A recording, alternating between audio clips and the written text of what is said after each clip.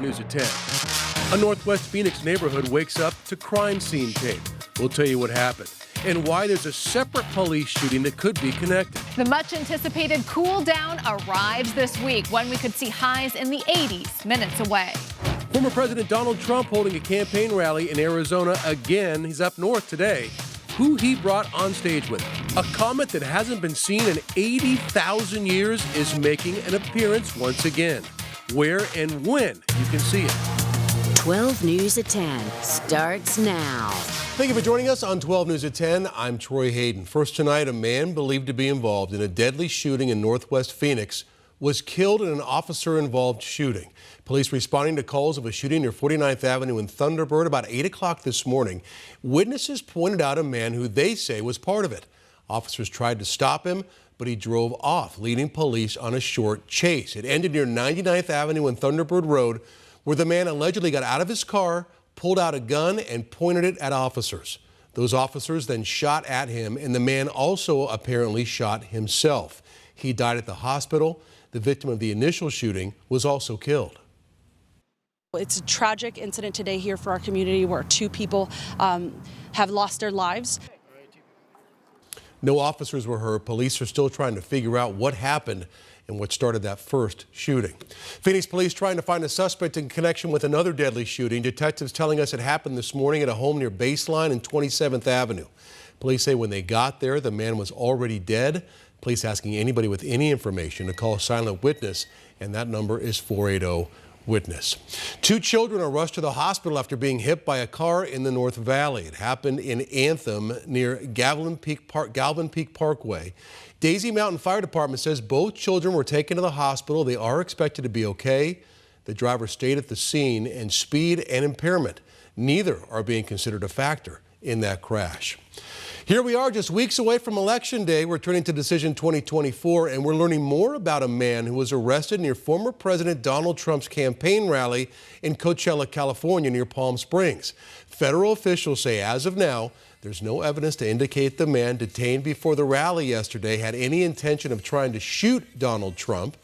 Sheriff Chad Bianco revealed at a news conference today that when they found him and stopped him, they found a lot of guns on him. The deputy eventually found multiple passports with multiple names, multiple driver's license with different names. The vehicle was unregistered, and the license plate was what we in law enforcement would recognize as one that is homemade and indicative of a group of individuals that claim to be sovereign citizens.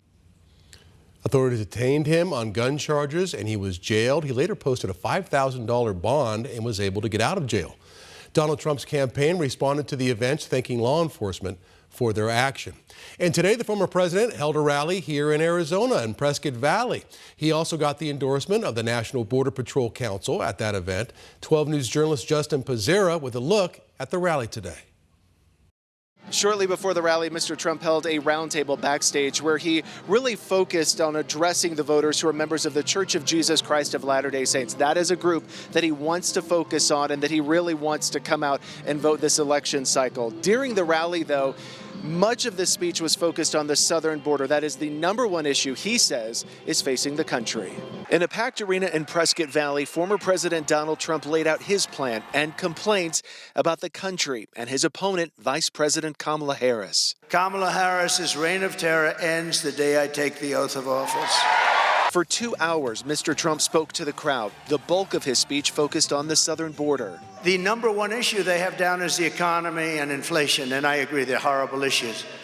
But I think the #1 issue is the destruction of our country, what's happened at the border. In Sunday's speech, Mr. Trump proposed a law dating back to 1798, which gives the president power to detain and deport foreign enemies. No, this is a little different act, the Aliens Enemy Act, 1798, to target and dismantle every migrant criminal network operating on American soil, 100%. Critics believe the law could be broadly used to detain and deport illegal immigrants without due process and would give the president too much sweeping power.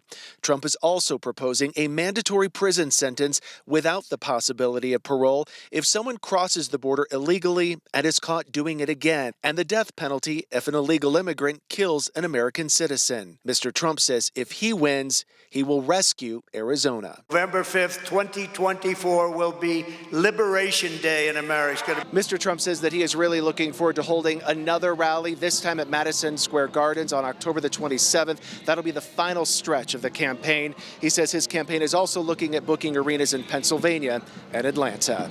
Reporting in Prescott Valley, Justin Pizzera, 12 News. Justin, thank you. Vice President Kamala Harris also holding campaign events in a battleground state today. In fact, new polling is showing that these battleground states could still go either way, coming right down to the wire. So she spoke at a church in Greenville, North Carolina, and then headed to an arena with a crowd of some 7,000 supporters to speak with them. North Carolina, of course, still dealing with devastation from Hurricane Helene, and Harris spoke about the storm and the recovery. And he and Governor Cooper are not here today because they've been working around the clock dealing with the hurricane recovery efforts. And we want to always thank them and all the incredible local, state, and federal leaders who have been working together for North Carolina. So again, take your polls for what you will, but they show that North Carolina is a toss-up, just like Arizona and about every other battleground state. But North Carolina hasn't voted for a Democratic presidential nominee since Barack Obama in 2008. And as we look ahead this week, we have more big political names coming to Arizona, and we've learned that former President Barack Obama will be here in Arizona. He'll be in Tucson on Friday campaigning for Kamala Harris. Coming up next,